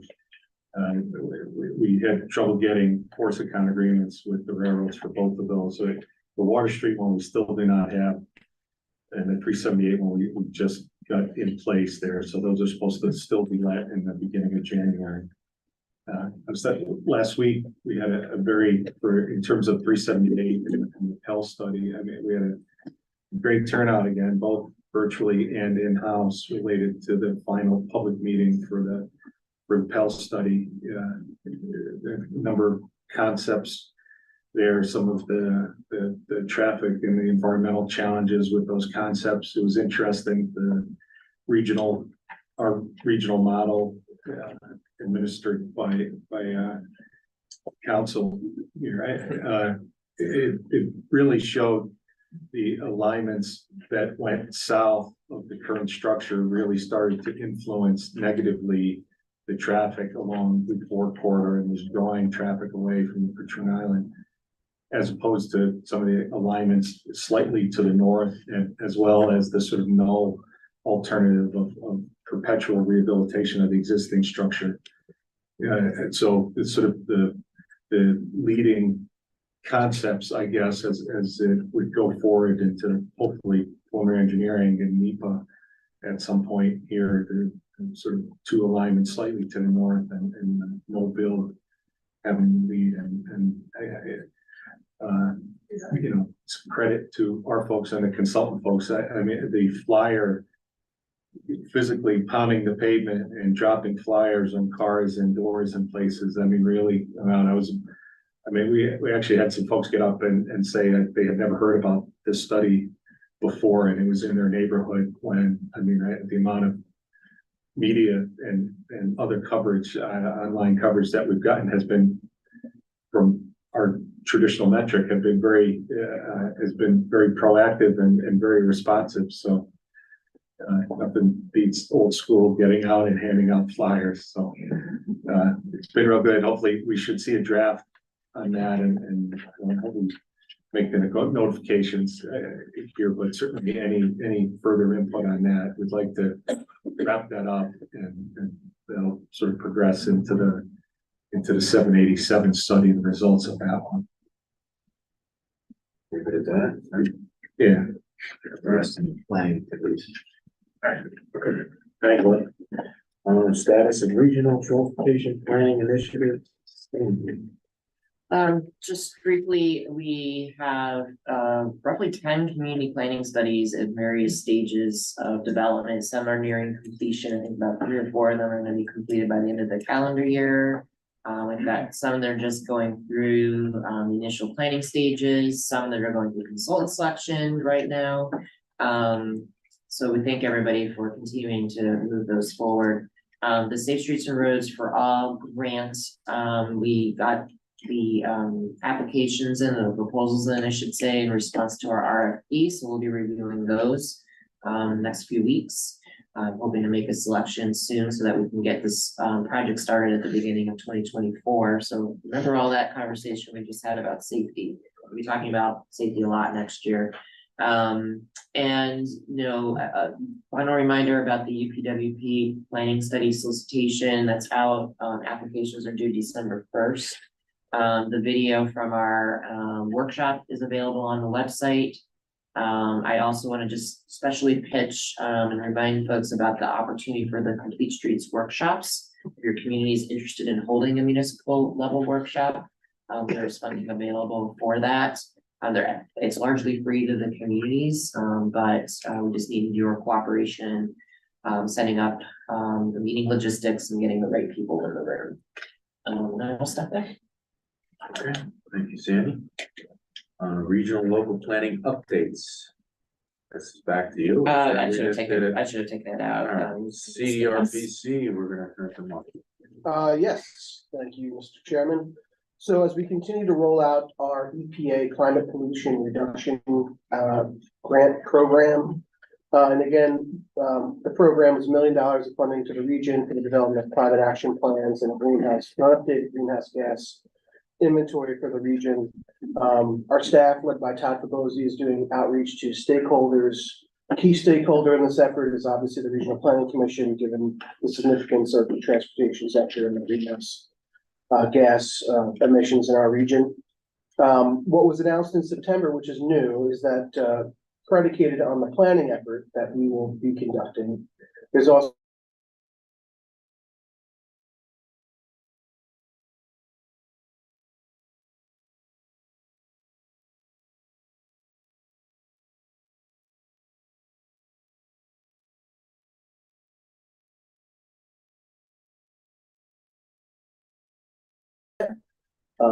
regionally significant implementation projects. And of course, many of you around the table will be involved in those conversations. It's likely that maybe 1 or 2 awards will be made per state or per area that has, that, you know, is involved in this climate action planning effort. So more to come on that for our region. I'd also like to thank this group for your continued support of our Future Leaders in Planning program. We conducted that program in August, hosted about 20 college-bound juniors and seniors to introduce them to the wonderful world of planning, transportation planning, environmental planning, economic development planning, and the like. And we hope to continue the program again next year. It's this year is the 4th iteration of the program. It continues to improve every year. Where do those folks end up? You mean? Have they ended up? That came up at the recent planners forum, and we have not done the follow-up to figure out whether or not they have actually gone into the planning field. But like many of us around the table, we were not introduced to our professions until well after high school, so we're trying to introduce them a little bit earlier in the process. We also, in partnership with, or working directly with the Transportation Council, completed the Transportation Economic Impact Assessment Tools Report, which is a report that identifies different ways and strategies that folks can use to identify economic impact of transportation projects. So we do a lot of economic impact analyses, but taking a look at a corridor improvement and putting a dollar value on that is not something that this group has done before. But we hope with this assessment tool, this is like the first iteration of an effort to be able to identify positive economic impacts that can accrue for investments in transportation infrastructure. A couple of Fridays ago, we hosted a very successful workshop at Hudson Valley Community College. More than 140 folks joined us there. And we will be posting the session PowerPoint presentations online very shortly. So keep a lookout for that. Thanks. Thank you, Mark. CDTA. So the big news for CDTA right now is that our Purple Line rolls out service finally on Sunday, November 5th. So that'll get us to 40 miles of BRT in the region, which was a major goal. And that goes through Albany, Harriman campus, through UAlbany and Cross Gates Mall. Our Gateway Mobility Hub is nearing completion in the city of Schenectady at State Street near Schenectady County Community College. And we continue to progress with a merger with Greater Glens Falls Transit. We will begin operating service in that area as of January 1st, which is prior to this group's next meeting. But the official merger will continue through the year and will not be officially for everything else through their completion of capital projects. Thank you. NISDOT, we're back to NISDOT. Just a couple other things. As you hopefully know, the TAP CMAX solicitation is currently out there, and the last of 3 sponsored information sessions is tomorrow on the 2nd there. So either representative of the municipality or maybe one of the consultant partners that may be working with them, somebody to represent the municipality. That's supposed to be one of the requirements that you've attended one of those workshops. The info and the sign was pretty easy and it's on the website.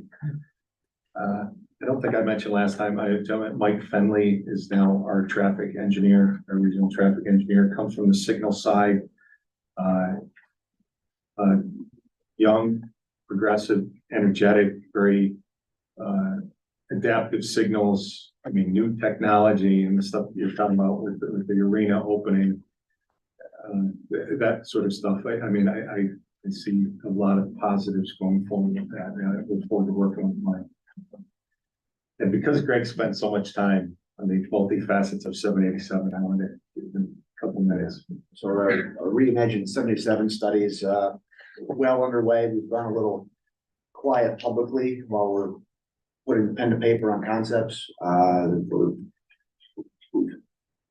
The consultant, because of the volume of model runs, we procured the model from the council so the consultant can run their own iterations, because there's going to be numerous iterations of connections and intersections and ideas.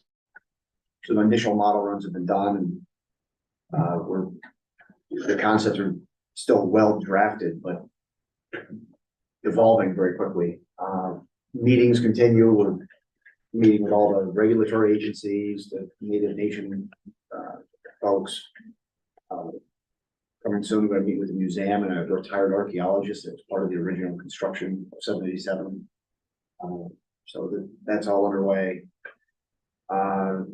Speaking of story maps, we also met with an interesting person who decided to take something good out of COVID. After we talked about all the bad things out of COVID, he decided to take advantage of COVID to GIS map all of the historic, like Hutchinson Canal maps, and publish them on a website. So if you Google either Stephen Talbot Canal or Erie Canal Map Explorer, you'll find his GIS-based storyboards, and really to some pretty good accuracy maps to historic canal resources. So it's actually a good starting point if you have a project and you want to know if you're going to impact a historic portion of the canal. It's interesting stuff. We met with them to talk about sharing data, and probably aren't going to ask them for the data at this stage, but if we get into preliminary engineering someday, we'll probably have a fresh conversation with them. What's the Google search up? Stephen Talbot or Erie Canal Map Explorer. And it brings up this pretty slick website that you can zone into like Albany or any city along the way, and kind of tells a story and different layers of load. It's For the whole state. It is for the whole state. Erie, Champlain, the whole thing. Because we're dealing with it all the time, so it might be interesting to see. Yeah. Speaking of Albany, I haven't kept up to date on what's been discussed, but a lot of the concerns were Albany's cut off from the waterfront. 787 is the culprit. But if you go prior to 787, you look at the railroads. Railroads have cut off Albany from the waterfront for a long time. Has that disturbance been considered as far as progressing and your need to do the archaeological and other items as far as past prior disturbance? So the Pell study is only going to get to a paper desktop review of known resources and impacts. We have a very good inventory of what is known. And that, again, that's why we'll meet with museum folks to just fill in the gaps. There's not going to be any shovels in the ground exploration at this stage, but there's a recognition that there's many iterations of uses of the waterfront, from pre-1600s to the 1800s was a different picture, to the 60s was all different pictures. So we're gonna, that all those layers are gonna get painted in, and so we understand what concepts are gonna impact. Yeah, and then if you wanna hear more, we are presenting at the Freight Advisory Committee on the 15th. The consultant's gonna do a small presentation, seek a little feedback from the Freight Committee. But then December 5th, we're having basically a dedicated active transportation meeting, because that group's gonna probably have a lot to say. But we'll have our consultant there here directly from the concerns of that, the active transportation group. So that's some of how our outreach continues. So. Thank you, Greg. Yeah. Yeah. I heard a rumor that the Albany Riverfront Collaborative got a grant. They did.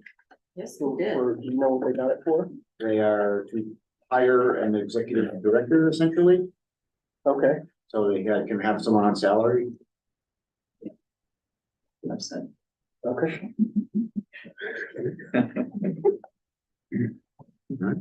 Okay, any other questions, comments, for Greg? Thruway Authority, do we have anybody? No representatives today from the Thruway. Okay, Airport Authority. Yes, thank you. Just really quick, our airport master plan is gonna be one of the plans that we'll be wrapping up before the calendar year is over. We're gonna have our final public meeting a week from today on November 8th at CHA's facility. 3 Winter Circle, right across the road here in Wolf Road. After that, we're gonna finalize any comments we get within the 2 weeks and send it off to the FAA for their final review. So adoption early January by the authority. So looking forward to it. Thank you for everyone's participation, comments that you provided so thus far. And please come out to see the final findings. So appreciate it. Are your public meetings attended? Yes, yeah, typically, various public meetings, some are not, some are. The airport is a thing. Yeah. But it is a thing that people don't associate with. I'm gonna go to the public. There's sometimes a skew of the goal of some of the comments that we get, such as routes and other aspects like that, that is not related to the master plan. Then we have a percentage that actually have viable comments about pedestrian access, right? Parking at the airport, roadway access. So it's half and half, but I think the last public meeting we had in June, I think around 40 to 45 members of the public attended, which in my mind would be pretty good. Is rideshare allowed at the airport yet? What's that? Wasn't rideshare an issue? Couldn't you not get Uber or something at the airport? Is it a taxi? Yeah, wasn't there something like Yeah, that? so, yeah, that's been resolved. We have a new lot across the street for staging of those Ubers, Lyfts, and then Burbage front of the terminal right now, obviously we're going through construction, commercial lanes down.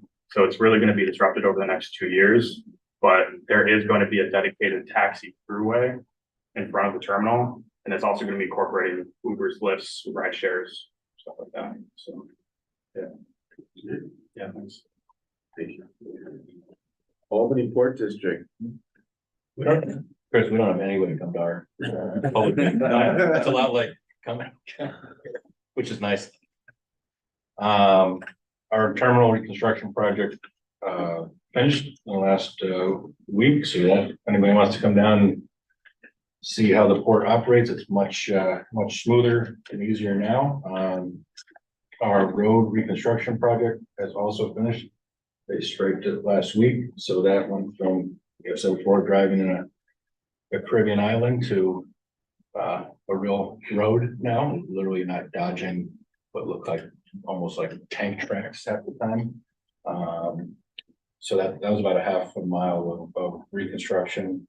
The other half will start next year to feed into the offshore wind project. Our bridge that will connect the main port to that new port. Ground cutting will start hopefully next week. Clearing and site work, and then the bridge work physically will start once the thaw happens in the spring. Steel will be delivered all winter and staged on site, and then hopefully ready to pour concrete and put in steel early spring. We've had lots of tours lately, and it's not really transportation involved, but the ACE New York conference was last week. It's offshore wind, EV vehicles and hydrogen and kind of all that venue, and we had enough people on to fill a nicely donated tandem CETA bus. So about 100 people came down to the port itself, mostly to the site. A lot of developers to kind of prove to our local electeds that our project is still moving forward. Developers that aren't our current developer were there saying that they're ready to buy the product, which is what our developers really needed to see. And last Friday, we had about 75 Albany and Schoharie County BOCES, which I found isn't just Albany. So Schoharie and Albany is like 8 counties go to the 2 giant facilities. So we had maybe 40 kids that were interested in welding and about 30 or 40 that were interested in construction. And we brought everybody from all of our projects on site to show these guys and girls that they have jobs and well-paying jobs coming out of the port, just in the construction industry, because we keep hearing that from, we do a lot of Gilbane, Reifenbergs, and, even our port crane operators, their average age is in the 70s. So it's kind of a joke. One of the teachers I was sitting to talking to the kid across from me, realize that either you retire or you die because the job is so, it's a 6-figure salary job to operate trains in the port that's specialized. These kids were really excited, and it was kind of fun for all the staff to help out. That was a full day event for those kids. So we're doing a lot of stuff like that to try to get the word out, something that really didn't happen at the port prior to the last 5 or 10 years. So we're kind of enjoying a new way of looking at what we do. Thank you. So, been reading a lot about the offshore wind, coalition and some obstacles and impediments popping up. Is there an ability on the part of the port to pivot what's being built to accommodate the wind power, to pivot into different areas of construction in the event that it doesn't manifest in the manner in which it's anticipated to? Yep, that's exactly what we did in the last few months. We went from long lead items of potentially buying steel for all the warehousing to don't touch that money, all infrastructure, and making the infrastructure so that really it's heavy infrastructure no matter what of that type of business goes in.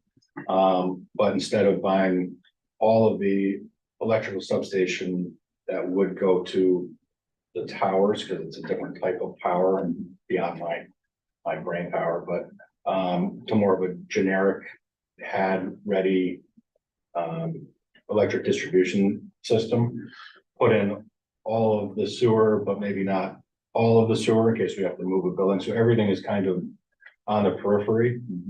So that, if the towers don't come and somebody says they can do a blade manufacturing plant, we can go right in. Gotta go back to the planning board, which would be a pain, but at least it's kind of there. Because there's lots of facets to, or if, the state doesn't get off the dime and push all of these forward, because you're right, there have, NYSERDA released a lot of money last week, but didn't fully say where everything was going. And the governor vetoed where the cables were gonna come in on one of the major projects. So that's gonna take a while. So if New Jersey or Virginia all of a sudden gobbles it all up, we're ready for a target distribution plant, or we can build our own 5 or 6 warehouses because we know that there's still a need for that, like a Gillespie type office park. So it'll be ready to go. And does the concern with the large ships anchoring on the Hudson come into play as far as delay factor? The story about the new anchorages. Yeah. That's one of those things where, as far as we know, is like just a complete red herring. Okay. That the anchorages really haven't changed. It's one of those riverkeeper kind of let's poke and hope somebody hears. Ships aren't gonna increase or decrease because a couple of ships are anchoring off of Kingston or off of us. I think they got worried when it was a few years ago when oil ships had to, fuel ships coming up to terminals had to do that, but that was more of a COVID kind of thing. I don't think that's gonna happen. And actually, for this type of, if it goes the way we want, it's an immediate need, so those barges leave whichever port they're going to leave to get to the job site at a specific entrance. So there's no waiting, they've got to get to the Marshall Harbor on an exact date. Yes, no anchoraging for that kind of stuff. Thanks, Pat. Local government, anybody? Use one up there. We get to talk to us after the election. Okay. Leave it at that. I guess then we're just up to upcoming meetings and events. We have Regional Transportation Coordination Committee, November 6th, Active Transportation Planning, November 14th, Freight Advisory, November 15th, and Policy Board, December 7. Can't believe we're talking. What's that? Sunburn, exactly. Sandy, one Last. quick question. Sure. The migration of CDTC to the new acronym. Is it going to come into play more often? Because I get the Canadian Radio, Television and Telecommunications Commission. So that's why we're not using the acronym. Okay. I know okay. people are trying to use the acronym, but we are not using the acronym. So our MP, or, our web address is capitalnpo.org, we're trying to avoid that. Okay. There was a functional, again, the biggest reason for the name change is to distinguish us from CDTA. That was when I took the job and met with elected officials, the first question I got, how's Carmen doing? So that had to end. So that's the primary reason for the name change. But everybody always wants to know that anyways, no matter who. It's no offense to her, but yeah, I know we're not of that scale, but that was the reason. And what's our next plan committee? So we'll be meeting in January, right after the holiday. I anticipate there being a lot of action items on that, and we are gonna get busier next year. We have a lot going on, that's why we haven't been busy already, but a lot of things are coming to a head. And just one final reminder, for those of you navigating, implementing local projects, it's becoming really important that we do our best to move these projects along. I know there's things that are out of our control, materials, what have you. But, as you could see by the conversation we had with the tip earlier, the more things lag, the less we're gonna have for other things in another year and a half. So, if there's anything we can do to help any of the local folks, I know staff capacity is also an issue. We can have a conversation about that, but hence the need for, doing more project tracking and kind of keeping tabs on what's going on with everything, so. In my PSAP project that I started 18 months ago, we might not have the brackets or the pet heads till June. Yeah, I mean, the materials are still a significant problem, We can't close it up. It's just a happy done project. Okay, anything else, motion to adjourn? All in favor, aye? See you in January. Got an email.